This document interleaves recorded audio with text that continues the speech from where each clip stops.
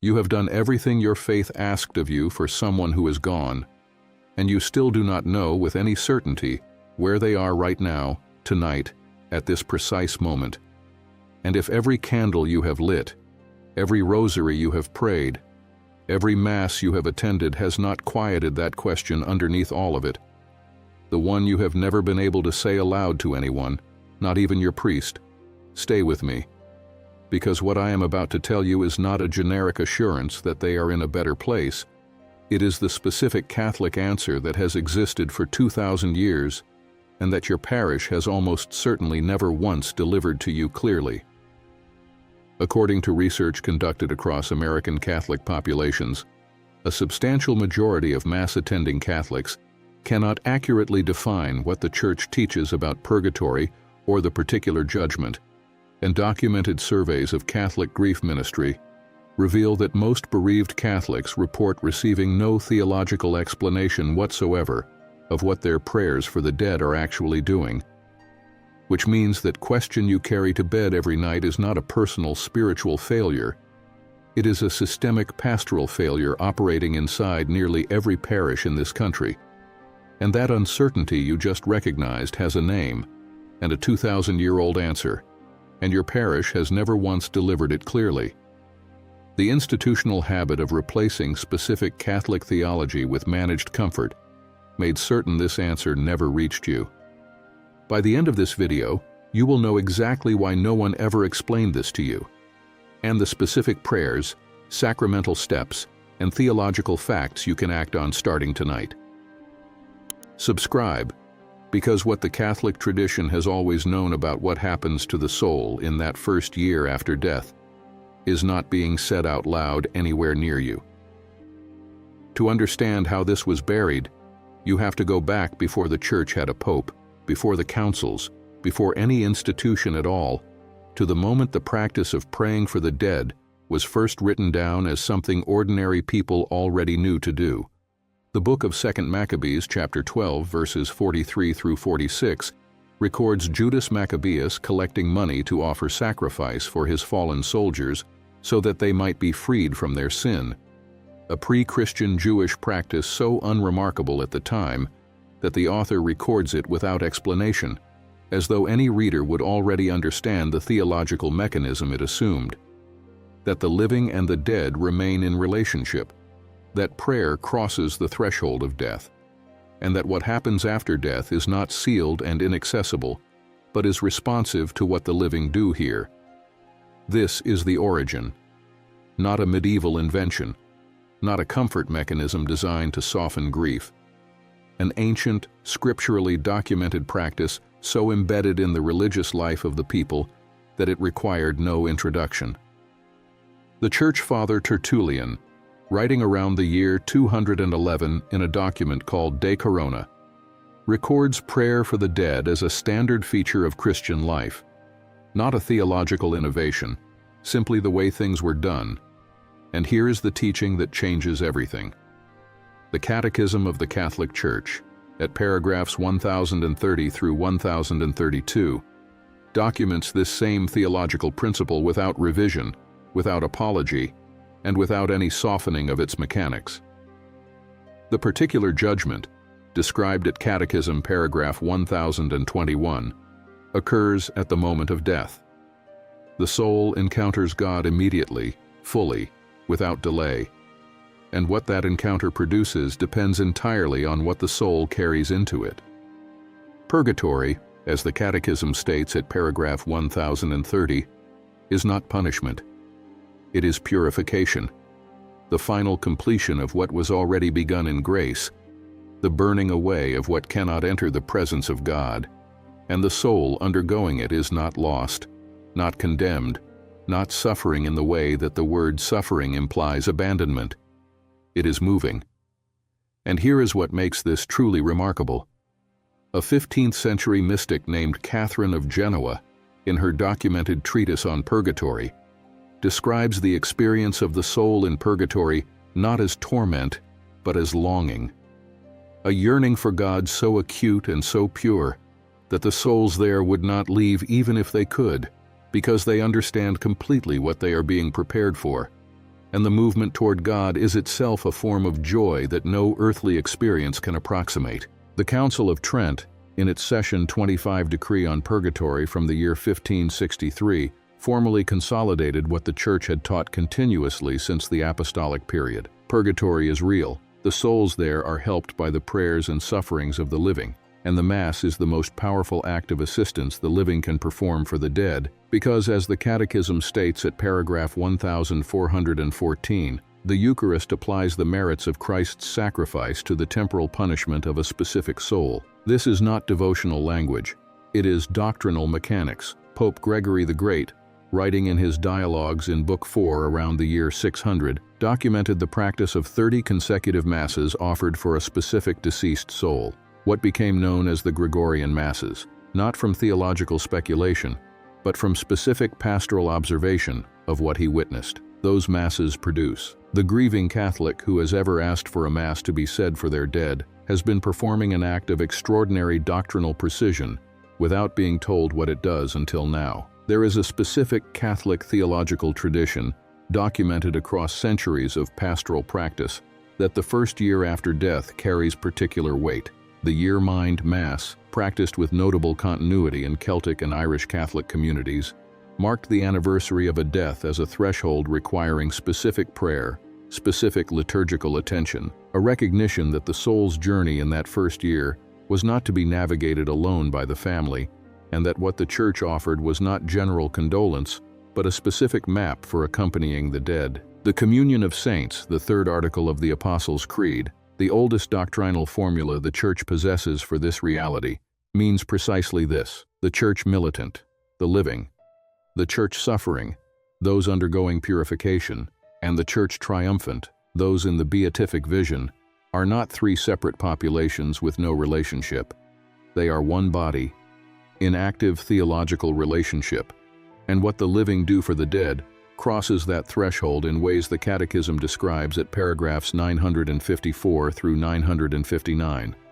Augustine's mother Monica, dying in Ostia in the year 387, did not ask to be remembered.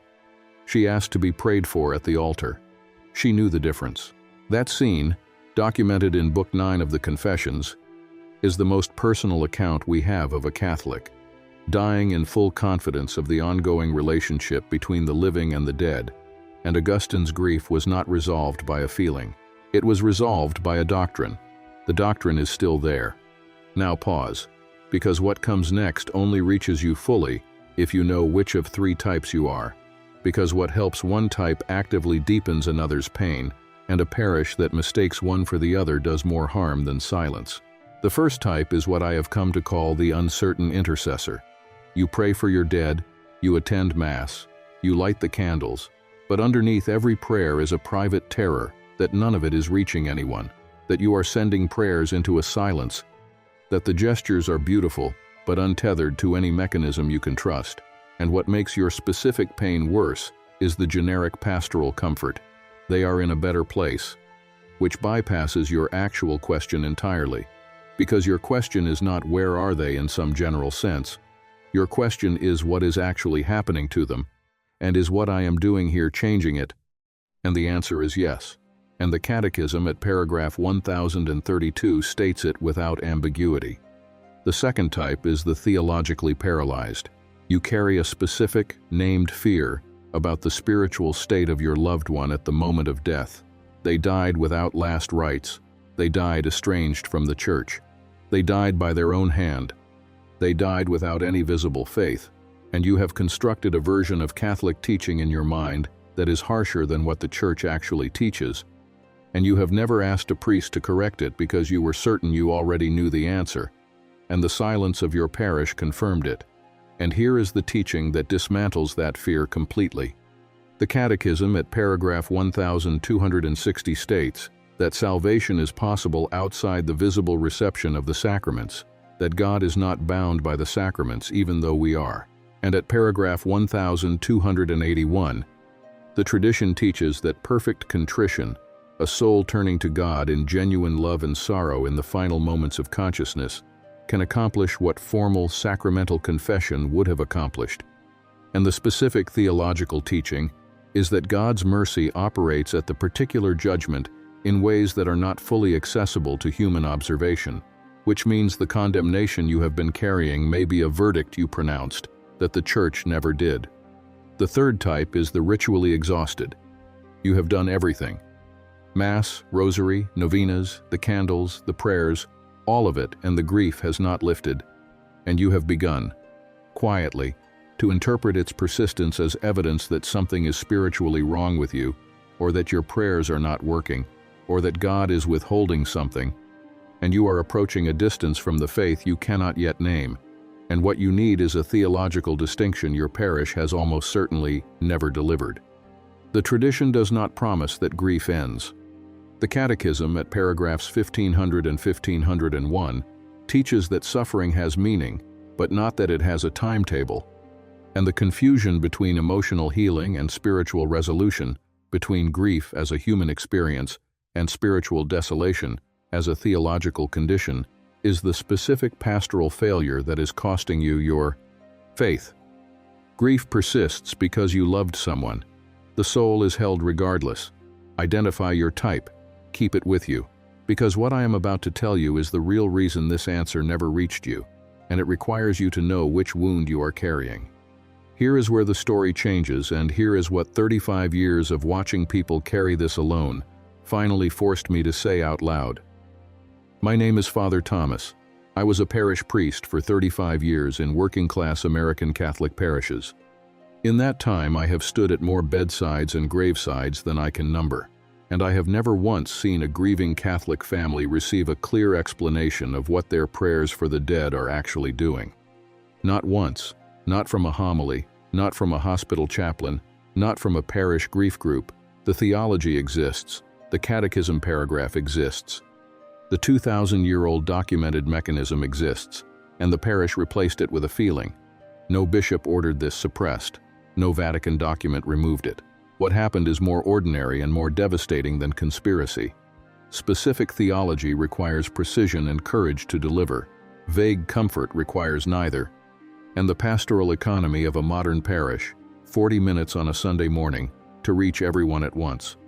A culture that rewards what keeps people calm and avoids what might unsettle them, shaped what priests preach, what catechism classes cover, what grief groups offer, and what the Catholic sitting in the pew actually receives, until the language of the tradition was softened so thoroughly that it could no longer do what it was designed to do. The words purgatory, particular judgment, temporal punishment, plenary indulgence, became institutionally inconvenient, not disproven, not removed from the catechism, simply treated as too confrontational for modern pastoral delivery, and the grieving Catholic sitting where you are sitting tonight received a platitude instead of a doctrine, and carried that unresolved question to bed for years, alone, believing it was a personal spiritual failure, when it was the pastoral debt of an institution that chose comfort over clarity. A woman I will call Margaret came to me after her husband died without last rites. She had not been back to Mass in 3 years. She believed the Church's answer about her husband was condemnation. She was certain of it, and she had never asked because she could not bear to hear it confirmed. She did not know the answer. No one had told her what the Church actually teaches. She was not staying away because the Church said no. She was staying away because she thought it did. One conversation, one clear delivery of catechism, paragraph 1260, one plain explanation of perfect contrition at paragraph 1281, one honest account of what the mercy available at the particular judgment actually means, and she was back at Mass within the month. 3 years, built entirely on a theological misunderstanding that a doctrinally literate priest could have dismantled in 15 minutes. But here is what the tradition cannot erase, and this is the part the institutional Church cannot explain away. The theology did not stop working when the parishes stopped teaching it. Pope Benedict XVI, in his 2007 encyclical Spe Salvi, at paragraphs 45 through 48, redelivered the full Catholic theology of purgatory to the entire Church in plain language. Purgatory as the cleansing fire, not punitive but purifying. The encounter with Christ as the fire that burns away what cannot enter heaven. a description so pastorally precise and so accessible that it requires no theological training to understand. The Church's own Pope wrote the answer down 18 years ago. Your parish never mentioned it. Augustine, after Monica's death, did not descend into unresolved grief. He followed the map his tradition gave him: prayer at the altar, offering of the Eucharist, the specific theological framework of what the dead need and what the living can provide. Saint Teresa of Avila, in her documented accounts in the book of her life, described visions of souls being released from purgatory through the prayers of those who loved them, pastoral testimony embedded in the tradition, documented, specific, and available to any Catholic who reads it. A retired teacher who had not been to confession since 1987 came to me during a parish mission. He had carried the death of his mother for 22 years, believing he had failed her spiritually at the end. He had heard the phrase communion of saints 1,000 times and had no idea it was a doctrinal mechanism describing an active relationship he could engage right now. He left that confessional with a face I recognized, not relief exactly, something deeper than relief. The specific look of a person who has been carrying a weight for so long they had forgotten it was not their natural posture, and who has just set it down. Here is what the Catholic tradition gives you, plainly, tonight. The Mass intention: call your parish and request that a Mass be offered for your specific loved one by name. The Catechism at paragraph 1414 states what that Mass does. It applies the merits of Christ's sacrifice to the temporal punishment of a specific soul, not as a symbol, as a doctrinal act. The plenary indulgence available to the dead on All Souls' Day, November 1st through 8th. The conditions are specific sacramental confession within 8 days, reception of communion, prayer for the Holy Father's intentions, a visit to a cemetery with prayer for the dead, and the Catechism, at paragraph 1498, describes what a plenary indulgence accomplishes: the full remission of temporal punishment offered entirely for the deceased. The De Profundis, Psalm 130, out of the depths I cry to you, O Lord. The Church has prayed this psalm for the dead since the early centuries of Christianity, and it is the specific scriptural voice of a soul in purification crying toward God. And you can pray it tonight, for your person, by name. The rosary offered for the dead is not a general devotion in this context.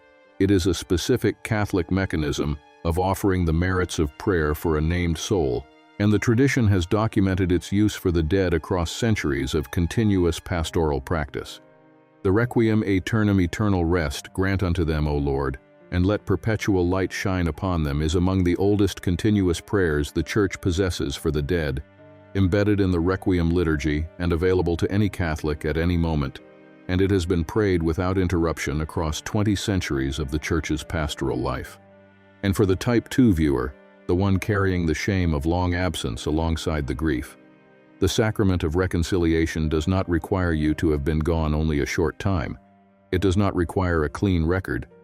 And the Catechism at paragraphs 1422 and 1428 states, plainly, what confession is: the return of the baptized, no matter the distance or duration, to the mercy that has been waiting at the same address the entire time. The Catholic tradition has never changed this teaching. 2,000 years, the same answer. The soul is not waiting in silence. It is moving toward God, held in the mercy that the particular judgment delivers not as a courtroom but as a meeting in perfect clarity and love, impeded only by what it has not yet released, lit from the other side by every Mass offered, every rosary prayed, every De Profundis spoken into the night by someone who loved them. The question you have been carrying to bed, whether any of it is reaching them, has a catechism paragraph, a council document, a papal encyclical, and 2,000 years of saint testimony all saying the same thing. It reaches. It has always reached. The tradition did not leave you without a map. The candles you lit, the prayers you said, the Masses you attended, none of it was silence. All of it arrived. This content is for educational and pastoral reflection purposes only, for personal spiritual guidance. Please consult a qualified Catholic priest or spiritual director.